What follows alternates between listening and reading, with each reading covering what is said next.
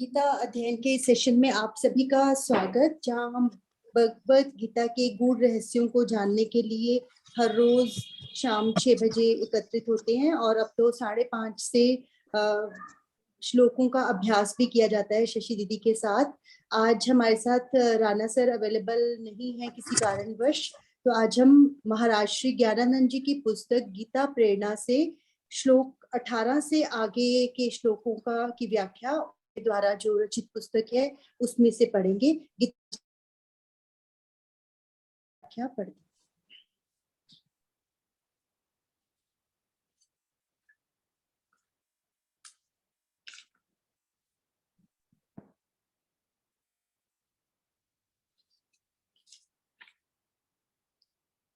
श्लोक पढ़ रहे हो? हाँ जी, आप श्लोक पढ़ रहे हो पहले? हाँ जी मैं पढ़ देती हूँ। नैव तस्य कृतेनार्थो नाकृतेनेह कश्चन न चास्य सर्वभूतेषु कश्चिदर्थ व्यपाश्रयः।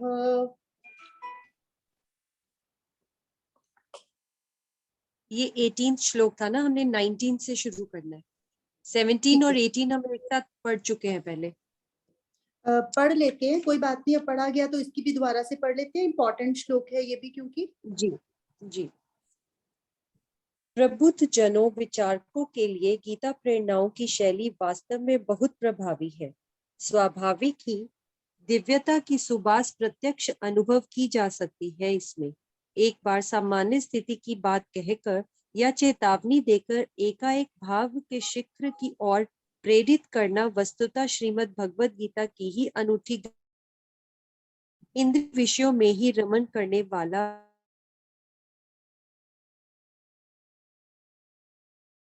कहीं तो ना समझ लें कि इससे अलग तो जीवन हो ही नहीं सकता। जैसा आज की भौतिकवादी विचारधारा जीवन की अथ और इति केवल इतने में ही मान लेती है। खाओ पियो उड़ाओ, ईट ड्रिंक बी मैरी। भगवान श्री कृष्ण स्पष्ट संकेत कर रहे हैं कि यह जीवन की विडंबना ग्रस्त निम्न स्तरीय पक्ष है। जीवन का अलौकिक पक्ष तो यह है, यह तू आत्मरति एवं स्या। परंतु जो आत्मा में ही रमन कहीं तो होगा, या संसार अर्थात बहिर्मुखता, या इंद्रिय विषयों में, या फिर आत्मा परमात्मा में। इंद्रिय विषयों में रमन किसी भी दृष्टि में, किसी भी स्थिति में, किसी भी प्रकार से तृप्ति संतुष्टि का माध्यम नहीं बन सकता। विषयों में तृप्ति है ही नहीं। विषय रस बाह्य रूप में लोलुपता और बढ़ाता जाता है, में कमी करता चला जाता भी होगी, जहां भी होगी आत्म तत्व में रति ही।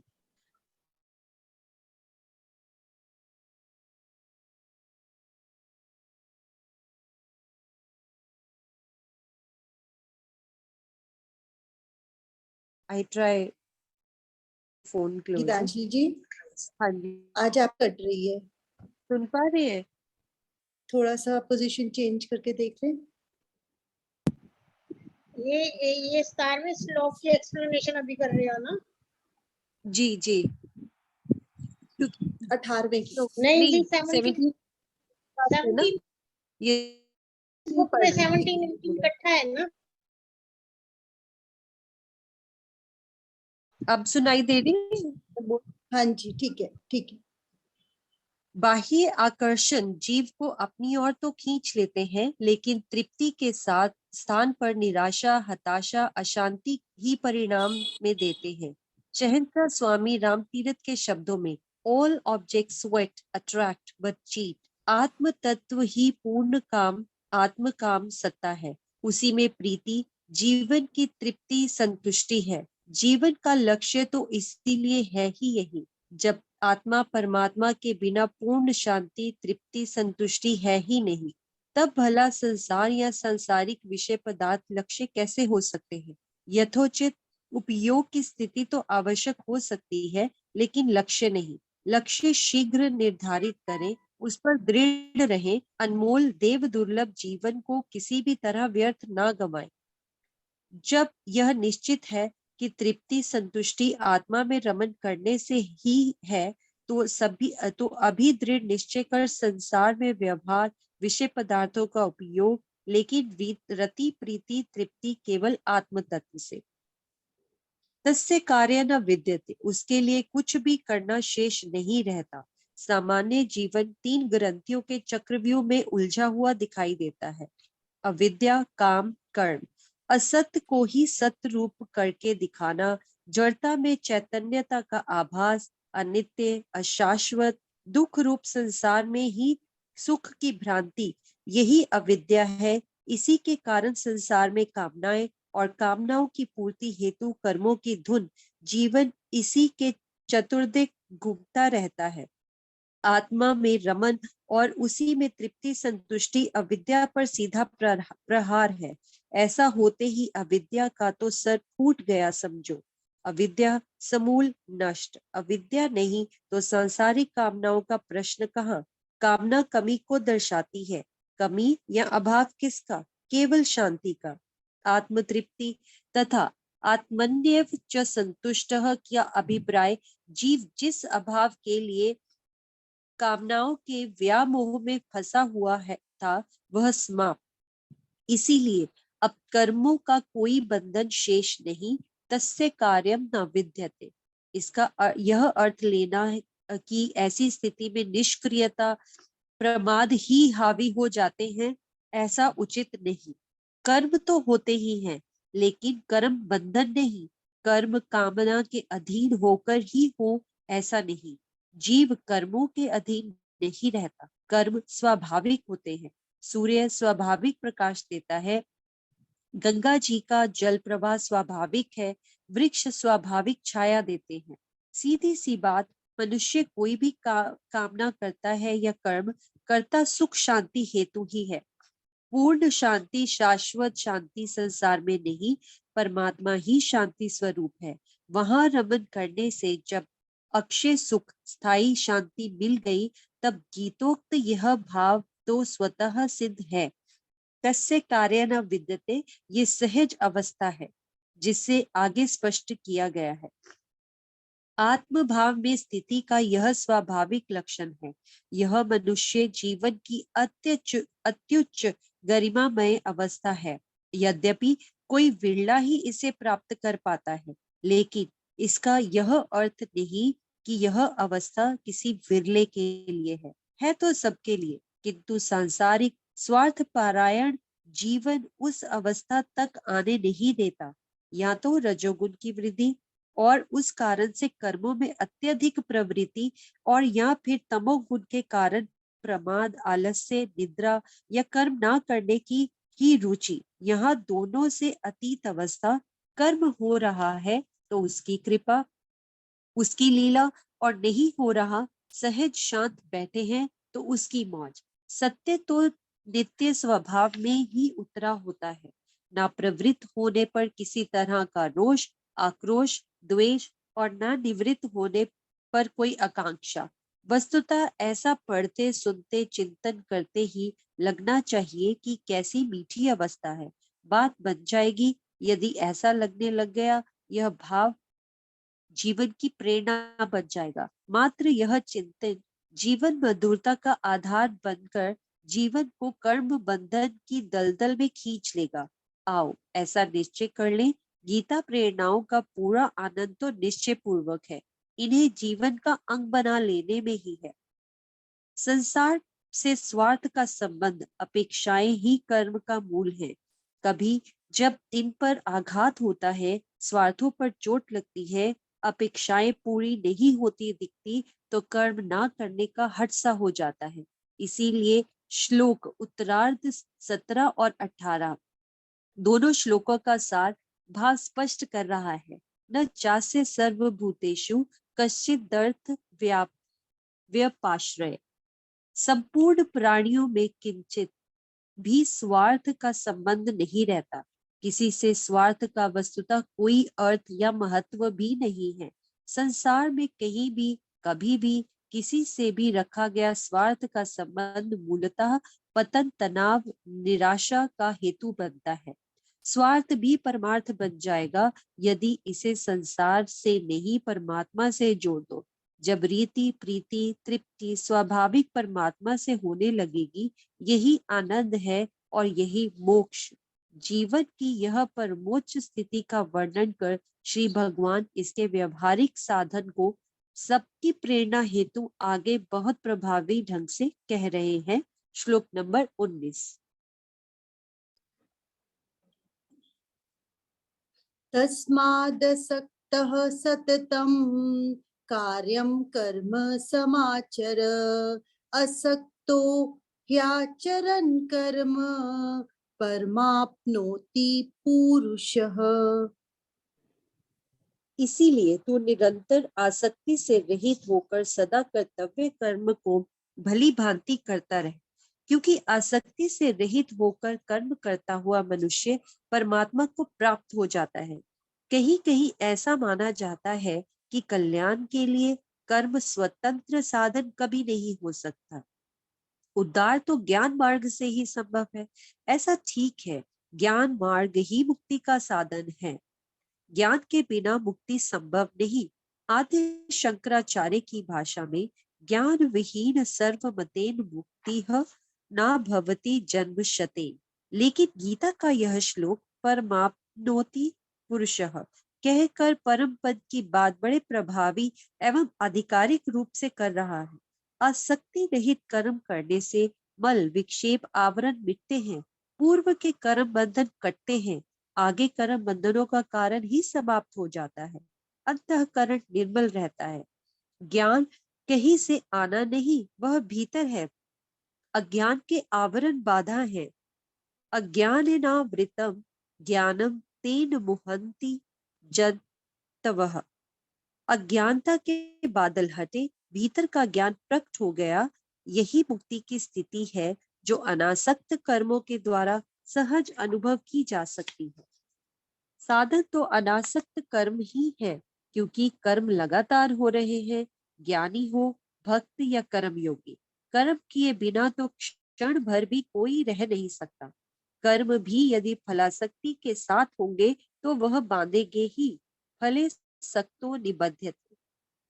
वैसे भी कर्म नहीं बांधता, कर्म के साथ आसक्ति बांधती है। यह मेरा, यह मेरे लिए, यह मुझे मिले, यही मेरे सुख का आधार। कर्म के साथ यही आसक्ति जनित भाव बंधन का हेतु बनते हैं। असक्तः पद इन्हीं से रहित होकर कर्म करने का है। कर्म क्योंकि निरंतर है, इसीलिए यह जागरूकता भी सततम, लगातार आवश्यक है कि कर्म हो, आसक्ति नहीं। कर्मों का आचरण भी सम्यक प्रकार से ही है, उसमें भी कोताही, लापरवाही नहीं। लेकिन कर्म योग की इस दिव्यता को सामने रखकर करो कर्म हो के असंग, इसीलिए कर्म करने योग्य जो है कर उसे। कर्म करने में राग जिसका ना हो, पा लेता है वह परम पुरुष को। श्रीमद् भगवत गीता व्यवहारिक वास्तविकताओं के धरातल का ग्रंथ है, कल्पनाओं की उड़ान का नहीं। कोई यह पूछे कि कर्म करते हुए किसी ने क्या ऐसी अवस्था प्राप्त भी की है, श्री भगवान दृष्टांत देकर बात करते हैं अगले श्लोक में, श्लोक नंबर 20। कर्मणैव हि संसिद्धि मा स्थिता जनकादयः, लोक संग्रहमेवापि संपश्यन् कर्तुमर्हसि। जन कादि ज्ञानी जन भी आसक्ति रहित कर्म द्वारा ही परम सिद्धि को प्राप्त हुए। इसीलिए तथा लोक संग्रह को देखते हुए भी तुझे कर्म करना ही उचित है। कर्म के प्रति सजग रहने, कर्म को उचित प्रकार से करने, कर्म बंधन से बचने और कर्म को ही परमात्मा प्राप्ति का साधन बनाने की प्रेरणा के प्रति गीता उपदेष्टा कितने प्रतिबद्ध लग रहे हैं। एक के पश्चात एक प्रेरणा, और वह भी पूर्ण आत्मीयता के से स्वरों में। जीव को कुछ भी कहने, शिकवा करने, शंका करके इस स्थिति से अलग रहने का अवसर ही ना मिले। इस दृष्टि से भगवान श्री कृष्ण जनक तथा जनक के साथ भी जनकादयः, जनक आदि ज्ञानी जन कहकर अपनी बात को भली भांति स्पष्ट कर रहे हैं। जनक आदि ज्ञानी हुए जितने भी पा गए सिद्धि वो कर्मों से ही, ऐसे ही अर्जुन कर्म तू भी कर, लोगों के हित पर ही रख कर नजर। जनक ही नहीं, जनक आदि अनेक कर्मों के द्वारा परम सिद्धि पा चुके हैं। जनक का नाम विशेष रूप से लिया गया। व्यवहार करते हुए विशाल राज धर्म कुशलता पूर्वक निर्वाह करते हुए अनासक्ति का प्राय रहे जनक। परम वीत राग महामुनि सुखदेव जी की सिद्धावस्था को प्रमाणित करने हेतु महर्षि व्यास द्वारा उन्हें जनक के पास भेजा जाना और ऐसे अनेक उदाहरण जनक की अनासक्त कर्मों द्वारा परम सिद्धि प्राप्ति के स्पष्ट उदाहरण है। किसी भी क्षेत्र में सफलता हेतु तथा आगे बढ़ने की प्रेरणा के लिए यह बहुत सुंदर तथा अचूक सा प्रयोग है। मन को जब लगता है कि ऐसा पहले किया जा चुका है, संभव हुआ है, इसीलिए तू भी ऐसा कर सकता है, तब मन उत्साहित होता है उस दिशा में आगे बढ़ने हेतु। श्री भगवान ऐसी हर बारीकी को समझते हैं और इसीलिए इस छोटे से ग्रंथ गीता में वे ऐसा सब कुछ कहने को उद्यत दिख रहे हैं जिसे यह जीवन कल्याण करने हेतु पूर्ण तत्पर हो जाए। लोक संग्रह गीता का बहुत निराला शब्द है। कर्म आदर्श हो और साथ साथ जीवन भी आदर्श। वस्तुतः कर्म आदर्श बन जाने से जीवन तो आदर्श बन ही जाएगा। लोक संग्रह उस स्थिति का वाचक है जहाँ कर्म परहित की उस दिव्य भावना से भावित हो और जो औरों के लिए भी प्रेरणा बन जाए। ऐसे कर्म तभी होंगे जब अनासक्ति ही कर्मों का आधार बनेगी। आसक्ति कर्म के प्रभाव को संकीर्ण कर देती है। केवल अपने शरीर, अपने परिवार आदि तक अनासक्ति भीतर उदार भावना लाती है और वह उदार भाव जनहित में प्रयोग होकर आदर्श बन जाता है। वास्तव में बहुत बड़ी आवश्यकता है जीवन में एक अच्छे ऊंचे आदर्श की। आदर्श अच्छा होगा तो उसका अनुकरण अनुसरण करके अच्छे कल्याणकारी सन्मार्ग की ओर सहजता पूर्वक बढ़ा जा सकता है। इसी स्थिति की प्रेरणा श्री भगवान के मुखारविंद से अगले श्लोक नंबर 21 से। बहुत प्यारा श्लोक है, अगला भी पढ़ ले अगर कहें सभी तो, नहीं तो फिर बाद में पढ़ेंगे जैसे सबको ठीक लगे।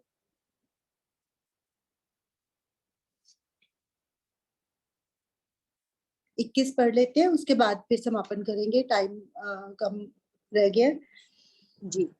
यद्यदाचरति श्रेष्ठ तत्तदेवोत्तरो जनः, यद्यदाचरति श्रेष्ठ तत्तदेवेतरो जनः, स यत् प्रमाणं कुरुते लोकस्तदनुवर्तते।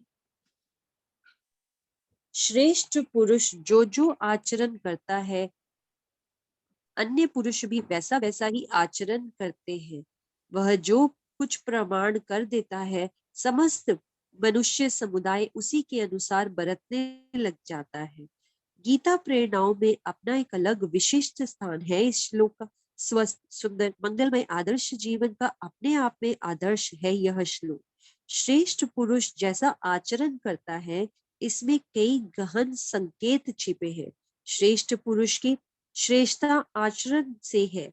केवल बाह्य बड़प्पन, सौंदर्य, ऐश्वर्य, पद प्रतिष्ठा ही श्रेष्ठता की कसौटी नहीं है। श्रेष्ठ वह है जिसका आचरण श्रेष्ठ है। Handsome is he who handsome does. विचार, व्यवहार, आहार, स्वभाव, क्रिया, आदतें, यह सब मिलाकर आचरण बनता है। इसीलिए श्रेष्ठ बनने हेतु इन सब का ध्यान आवश्यक है। एक बात और, जीवन में केवल श्रेष्ठ कहलवाने की ही महत्वाकांक्षा नहीं, श्रेष्ठ बनने की जागरूकता, सतर्कता आवश्यक है।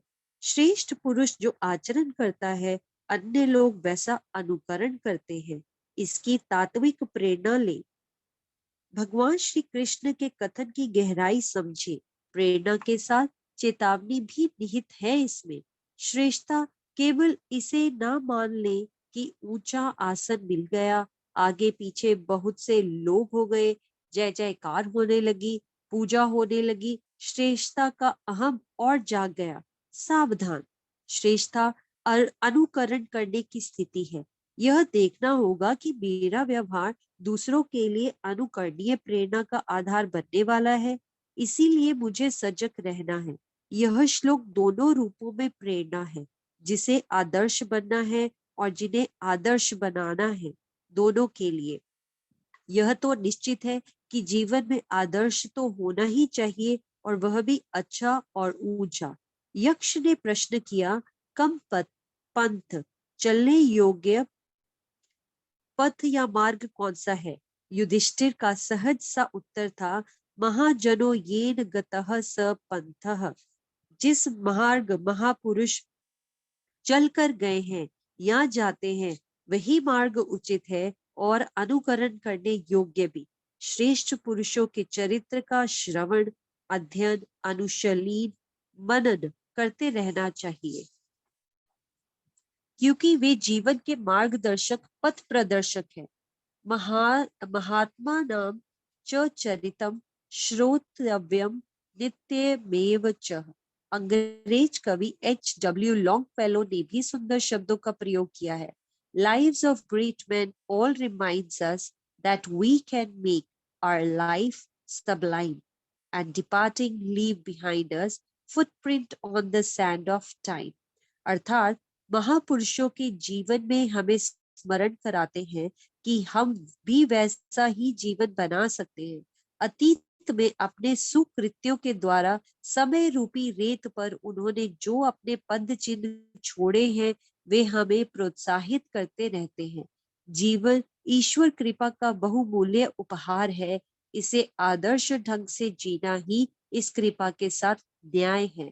आदर्श ढंग से जीने के लिए आवश्यक है कि सामने आदर्श उदाहरण के लिए ही प्रमाण वाक्य है गीता जी का यह श्लोक। स यत्य प्रमाणम कुरुते लोक तदनो वर्तते। प्रमाण के लिए भी अब किसी और की बात ना कर श्री भगवान स्वयं अपनी बात कह रहे हैं। अगले श्लोक नंबर 22। धन्यवाद गीतांजलि जी। आज के इस व्याख्या का बहुत अच्छे से आपने उच्चारण किया। कल मिलेंगे अगले सेशन में। आप सभी का साथ बने रहने के लिए बहुत बहुत धन्यवाद।